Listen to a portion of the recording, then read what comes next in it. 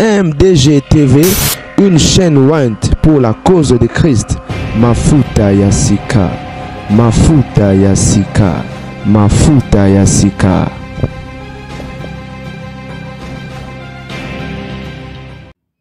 Pasteur Charles Bameko, vous êtes convoqué. Et pasteur de la foi, vous êtes également convoqué. Bonjour Papa Charles.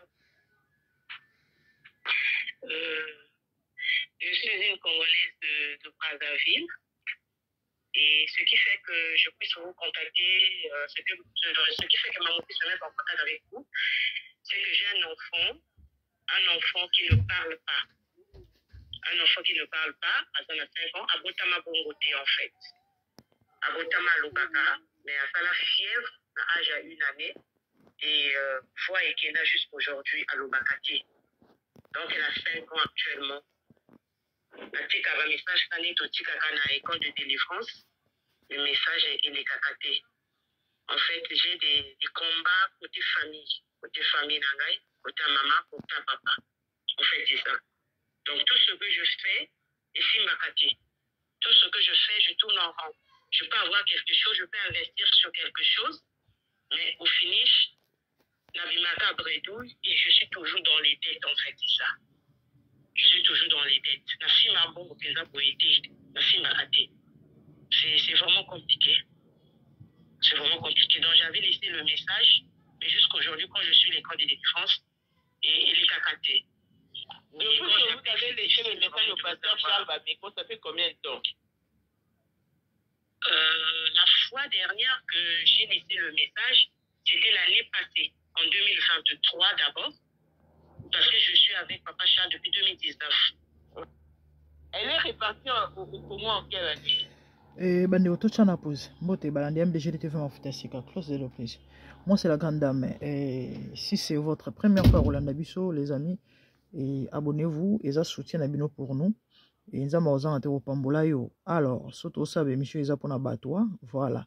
Donc du coup, bino bozo pesa biso important c'est Rolanda et bozali très cher et tout ça besoin c'est assistance tout soutien Nabino. Donc, ce beaucoup partager la émission pour sauver des âmes parce qu'on est plus là pour les salir des âmes. Et nous conseillons par rapport à la vie, à la réalité de la vie, selon le Seigneur, concept nous parlons de tout, et parce que la Bible dit même dans la sottise, on peut tirer instruction.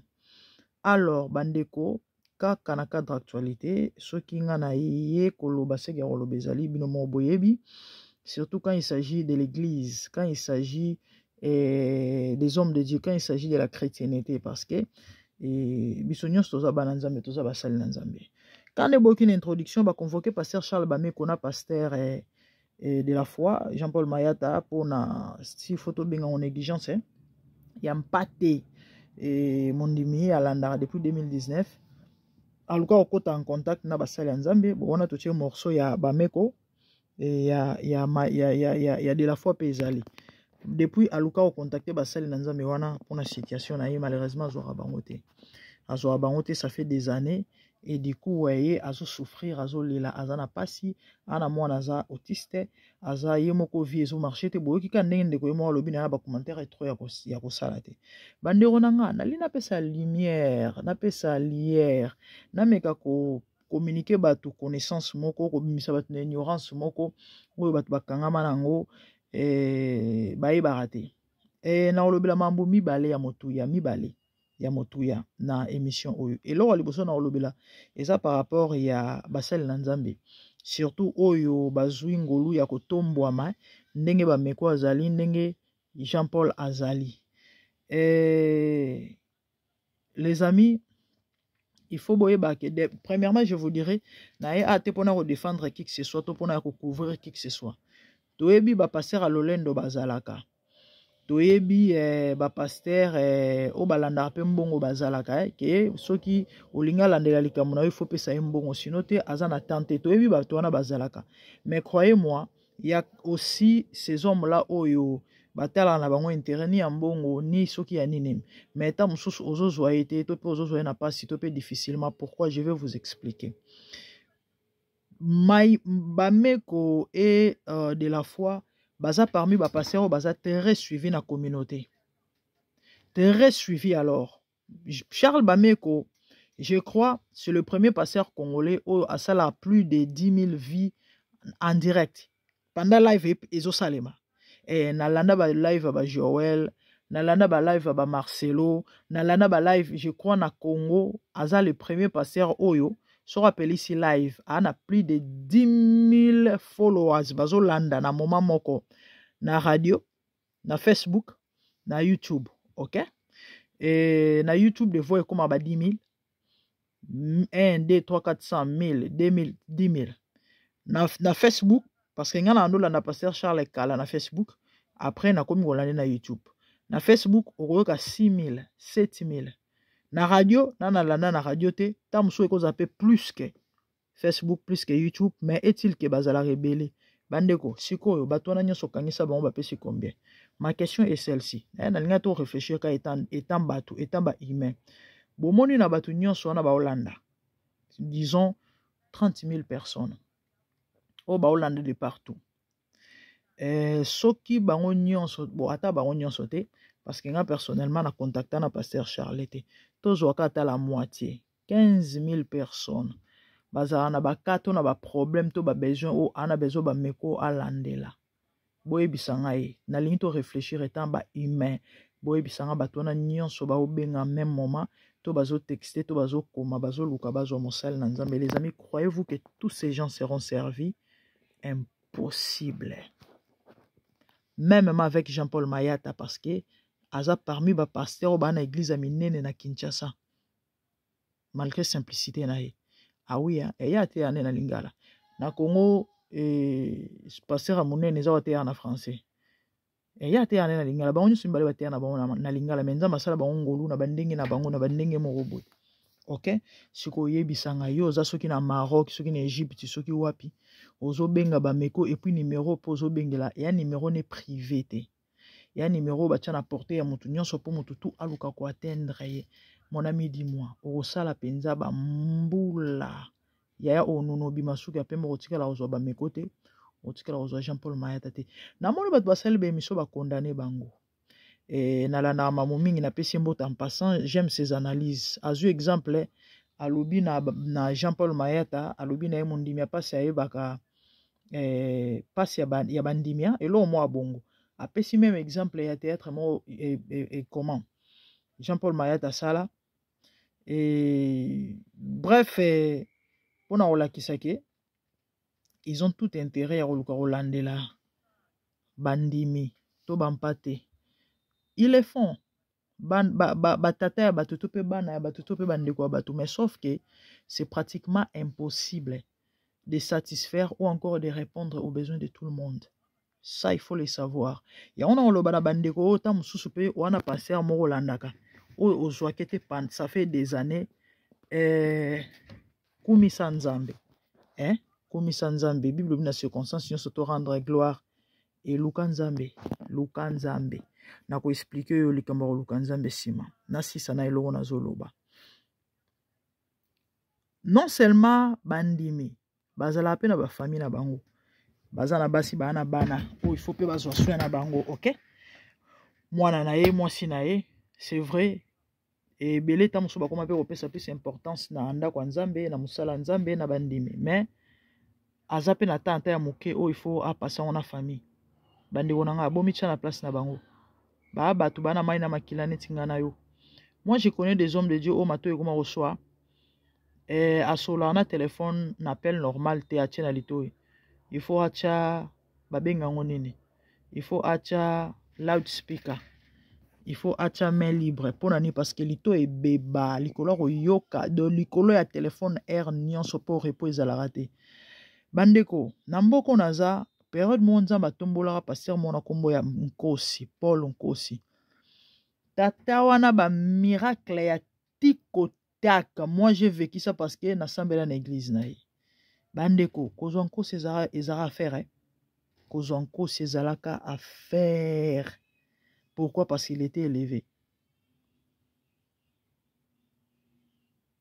Biso tout tozwa ba rendez-vous tokenda tozonga tokenda ezara facilité mais nzamba permettra quand même et tout monde na to pe tokutana ezalaka facilité. Des fois oka moto ana temps même ya reliate parce que faut sambela pona batu parce que faut lan qu'il te si la temps sous 21h to 22h na place moto azonga ndako ovana ozala na ando yamba batu ando sambela pona batu tam sous 2h du matin bandeko ezanzoto. Pour votre information ceux qui Idaousa akufa avant Benson Idaousa parmi ba passer minene o ba beta o ba lobela sur mambo ya réveil yazara nigérien Idaousa soka kufaka avant c'était à cause de ça. Trop surchargé nzoto repos bando zalate mumsunza ba ebisa mon fils tu ne te reposes pas, tu ne vivras pas longtemps à cause de ça. Pourquoi? Simplement parce que il faut rendre à César ce qui est à César, à Dieu ce qui est à Dieu. La Bible dit l'homme ne vivra pas du pain seulement. Cela veut dire le pain a sa part aussi et l'esprit a aussi sa part. Nzoto eza nzoto. Nzoto il faut elia, nzoto il faut pemaka, nzoto il faut sepelaka, nzoto il faut nyekanika, nzoto azana ba désir na ye na ba besoin na azapela ba molimo pas azana oya. L'esprit ne fatigue pas. Molimo alembakate, molimo a molimo. Mais nzoto aza substance azali palpable azali oya azali, hein? Voilà. Donc moi je vous dirais bo kondanaka bango te bo blamaka bango te parce que quand mosusu ayebi kutu te une certaine serre moko songola existaka bengaka ye to pa bengaka ye ayebi te mpona nini parce que ba demande leke ebele. Close the door. Excusez-moi. Ba demande leki ebele. Wana ya liboso. En fait, moi mambo bela roloba eza par rapport ya likambo oyo. Quand na ebisa bino na bandeli effectivement ba passer ya lo fundu to pe ya lolendo baza ebele oyo ta mosusu avant nzamba tombola ye azaka simple azaka humble ya lokuta mais tant azui du coup bato mosusu amo calculer bango soute po bana mbongo te bazali mais bazali pe oyo baza pe na souci ya ba âme. Mais croyez-moi, lorsqu'une personne est élevée, c'est tout à fait normal ba traiter, ba taxer, ba loba, mais vérité ezalaka elo mosusu. Bo kondanaka bango te, je crois na pesi bino quand même ba exemple où eza palpable, clair, pona nini ezalaka pasi ta mosu ozo mutu lokola ba meko. To ozo mutu lokola Jean-Paul Mayata ezalaka facilité. Moi un peu baya ko se justifier ezate. Moi un peu baya ko loba ezate parce que mon sel na nzambe aza mutu ana temps penza pona mambo wana te. Nzambe des fois défendre bien que to juge bango de loin na mambo ebele. Wana elo liboso na ngana loba pona loba na mutu encore une fois de plus autant mususu. Ozo luka passer moko ozo raté to ozo te yaya so nzambe mutu atindaki obenga ye to nzambe mutu ayebisaki obenga nzambe ko sala en sorte que okozwaka ye kaka na circonstance moko songolo mais so ezaka parce que oza na besoin ozwa ye po problème na yo po yo moni ke ye nde mutu akosilisa yango. Mon ami, tu risques d'être déçu. Ebele bazala pe déçu, ebele bavanda na bandako, ebele batika kosambela parce que pona ya moni neti ke non kana ye ba kipe yango te ngana mona mutu bazali na rendez-vous na pasteur na église mona sambela bazali mama na mwana pasteur apesi bango rendez-vous heure ya rendez-vous baya penze église boye pasteur azaki te baumeli pasteur ayeko ya mama na tomboka na mwana na papa ngana mukolo obengisi nga na ekozela banda na banda ekozela ola luka nano ayeba pasteur meto yaki abanda kala oyebisa biso 12h comment vraiment tosali 4 heures de temps. Oh, qu'est-ce qui s'est passé? Banda konganga banda kotomboka na suka nango pasteur atuni osilisi bino boyebi bandeko na nga moto akosa bino te bapasser bazala pe bato bazala pe na batemperament bazala pe bato akanda bazala pe tellement passer asupportaki impolitesse wana te ayebisi mama na mwana na ye bobima bokende bandeko na babima pe bakenda bazonga pe so église te. Donc tu risques ya kobebisa foi na yo mpona makambo oyo ntango mosusu okozwela no mpango solution te. Bandeko natia en cause te nzambe ya bameko me nini yango ezoloba na ndeko wana ya mwasi ke soki passer azwi passer Charles na bameko na telefone nde mwana na akangwami to mwana na abiki nde siko na omeko expliquer bino eloko ya mibale. Vous savez les serviteurs de Dieu que vous voyez bapasser baprophète bazalaka wana kaka mpona koakompagne biso na mitie na kati ya biso bandimi bazalaka wana kaka mpona nalobi koakompagne nalobi akompagne koakompagne biso bazalaka wana te mpo mukumba na yo ya vie yenda mema surtout sikoyo si fois mema mikumba ya 30,000 personnes oyo balandaka ye boyebisa ngai c'est pratiquement impossible. Et pour votre information, sachez que Nzambe azala disponible pour na mutu nyonso. Ezara likambo ya mutu na mutu ayeba ko bongisa ko soigner intimité na ye na Nzambe. Toza na ancienne alliance te. Oyo po Nzambe alimbisa masumu ya mutu. To po ayoka prière a mutu, il faut mutu aleka na intermédiaire. Il faut sacrificateur akota na lieu très saint. Bachaye bangonga ba surveiller kuna sino kino kufa parce que kino représenter fardeau ya peuple pas na Nzambe. Non. Autant où nous sommes mutu yeso sa ko kisa nyonso ne kulu so aranda possible o ezaki impossible capable eza capable de façon que soki ofukami Nzamba yo kaona likolo aya no la yo pa sala. Les amis ezana batu bakotaka mabondeli akoti prière 3 jours assemblée lukinza Nzamba ya noli alors pesi ba orientation ba directive alobi amen merci abimi. Problème toi nango lelo ezanini batu baza trop fainéant et batu bali kokola te na molimo.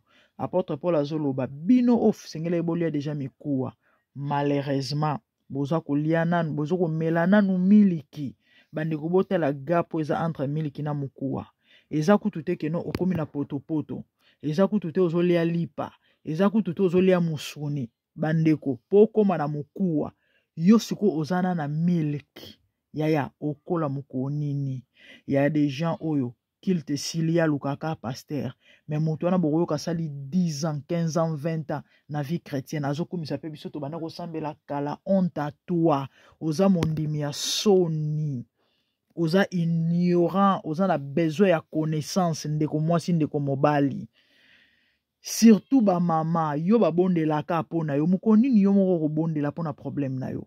Est-ce que oyebi que tu as aussi cette capacité là et ça quand il faut développer en haut. Les amis, il y a de ces choses-là, Dieu ne fera jamais et Dieu ne fera pas dans ta vie. Tant que yomoko ozui suscité, tope fardo ya komema mukumba na wana yomoko ya okena wana présence en Nzambe ndimelanga.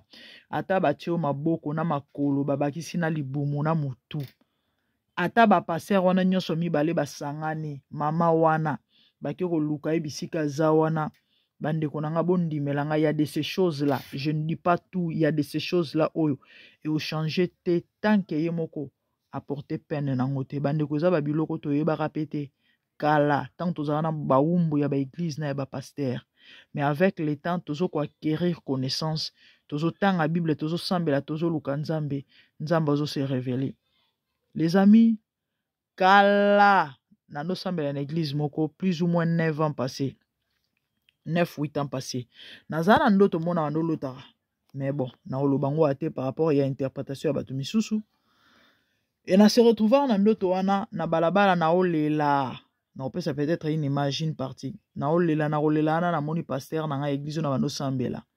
Na olela na likanisi pasteur na nga benga nga to pa sunga ngai. Ao mona ngande nazolela abetanga kara.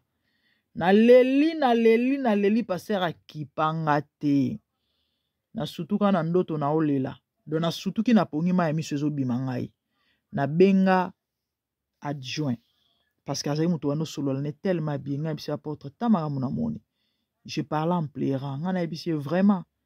mundimi onga naza nakomi pesa nyonso nga na mipesa na église na ba sacrifice na ba mbongo nga na bimisaka bino bo incapable penza kolandela kananga bandeko ezaka choquant réponse na ye mais c'était Dieu qui l'a voulu comme ça po nzambe lelo apo aranda nga libre lelo na koma kolendisa pe bino ba misusu ayebisanga lobi omoni biso rôle na biso eza ya ko accompagner yo point barre eza na ba mamu oyo faut sala biso osala ngo te yo monde faut sala ngo et chokaranga mais c'était une vérité o bandeko belé lelo oyo bakoma ba wumbu ya kozela prière à prophète ya pasteur baye bakate mon frère ma sœur développe l'intimité avec Dieu problème toi nango avec les chrétiens bakate baza trop bafene ya bali ko sambela te bango moko alingi kotanga bible atanga te oko kola ndeni na molimo wa kere connaissance ndenge nini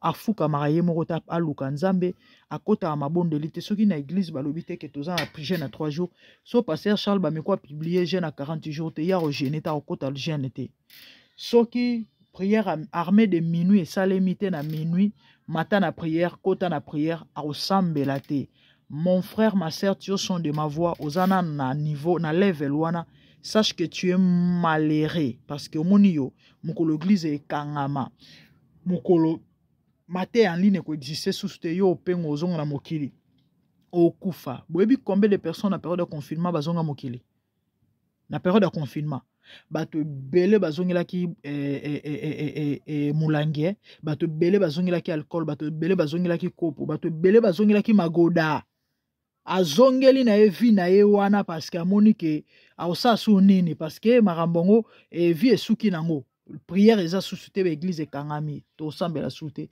et du coup froideur ekoti akoti na soupissement akoti na sommeil spirituel lelo misusu pe bazonga pete yo akoma na ye frère nanyo yo sœur nanyo o azala kutu ezaki bien situation comme pire quand des bible lobi ke so molimo wa bebimi et que na kozwa milimo eleki na makasi ntango baoya kozonga bakuti bisika na bango eza propre bisika na bango eza vide akende kozwa seti oyo baleki na makasi bayeba nganzami eta na yo ekomi plus pire nde problème toa nango lelo cher chrétien bolongwa na bomwana na kibebe spirituel bolongwa na se bomata likolo landa mateya eza malamu landa prière eza malamu meluka nzambe yo moko ndeko mwasi wana nayebi te sora ozwa occasion tongolo kolanda émission oyo mama cherche Dieu seul bondela nzambe nzambe alobaka tozala pe neti bino ozoyeba tosala nini mais ntango na yo comprendre que non nzambe asolaka na mutu nyonso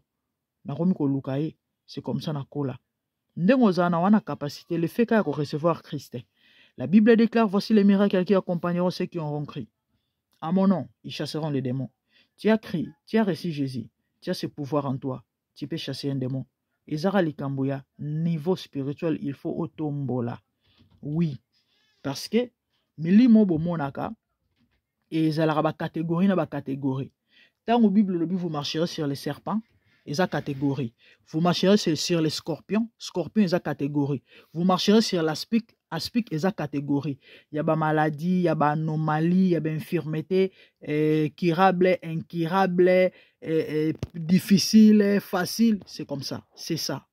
Donc, ndeko, mobile ndeko, moi aussi, le fait d'avoir Christ suffit et te donne le pouvoir et la capacité ya kosala marambo ya minene, marambo ya makasi, sauf que il faut au matisa level, il faut se consacrer, il faut se discipliner, il faut obima na distraction, il faut okoma akoter la Bible régulièrement. Nzamba ebisi Josué que ce livre de la loi ne se loin point de ta bouche, médite les jours et nuits, afin d'agir fidèlement selon tout ce qui est écrit, car c'est alors que tu auras du succès, c'est alors que tu réussiras dans tout ce que tu feras. Les secrets de la richesse, les secrets de la gloire, les secrets de l'élévation, les secrets de la prospérité, ezanakati ya Bible, c'est méditer la Bible et les mettre en pratique, point barre. Les restes ezalikambangonga, ceux qui un coquille nzamba foule et silimutoro kangazate mais problème toi nango lelo eza bato baza impatient alingi kaka alingi bato magique à Moïse abeta lingenda mba mbala moko mbongo ebimi mituke ebimi bomengo ebimi non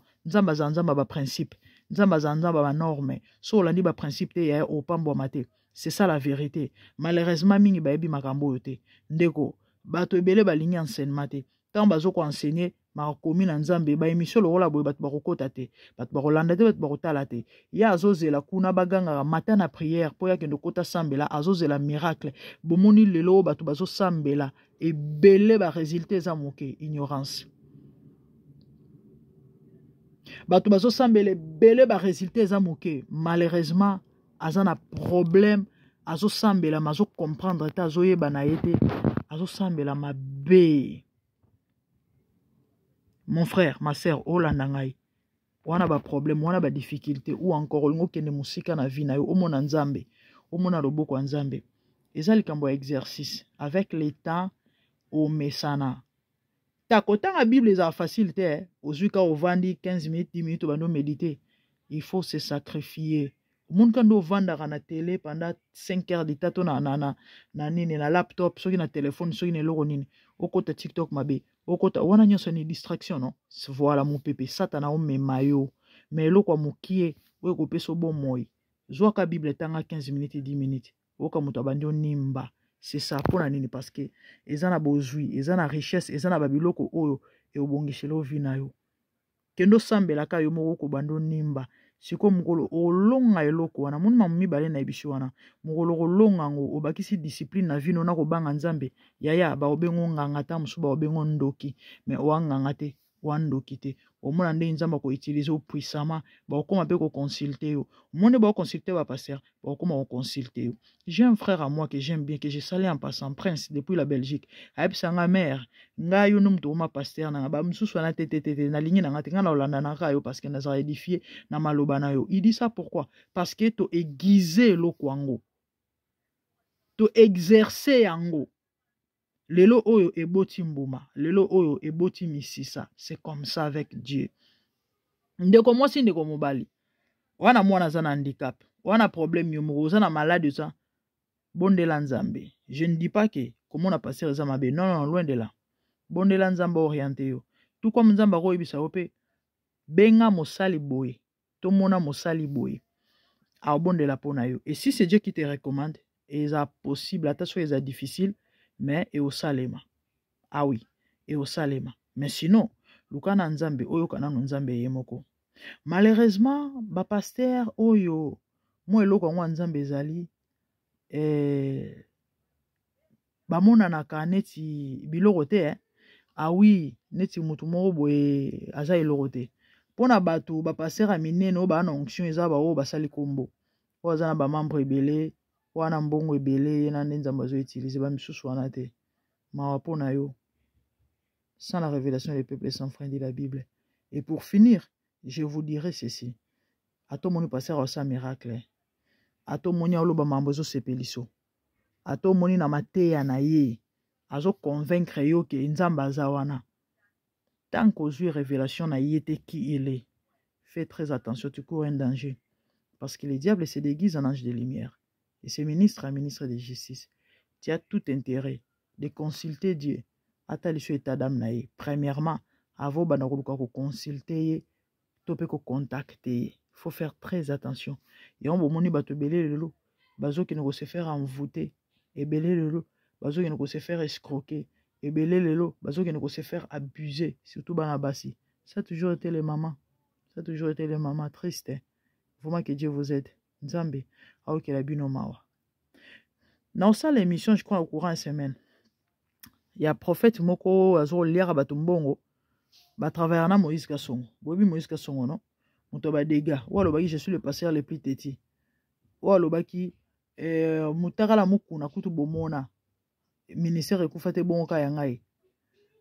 Pasteur wana prophète wana azala mingi na ye. Yeso benge pona prière au taxi ou apesi au tarif. Paf. Prière problème les années tinda $400. Sikoyo batu bazo sala on a c'est envoûtement. Oka soka si astini mbongo na yeko sutuka mais natini mbongo poani natini be mbongo bele bongo poani est-ce que pour la prière ka voilà c'est ça et bele bande konanga oyo bozo kolanda surtout na ba réseaux sociaux oyo mingi ba nzambe te bokufa pamba bokufa pamba nzamba sunga bino tokomi na biso na suka je crois et na mona minomba la sima abonnez-vous massivement commentez partagez likez. Et moi, c'est la grande dame. Quant à moi, Je vous verrai prochainement des bonnes choses. Merci, au revoir. Bye bye.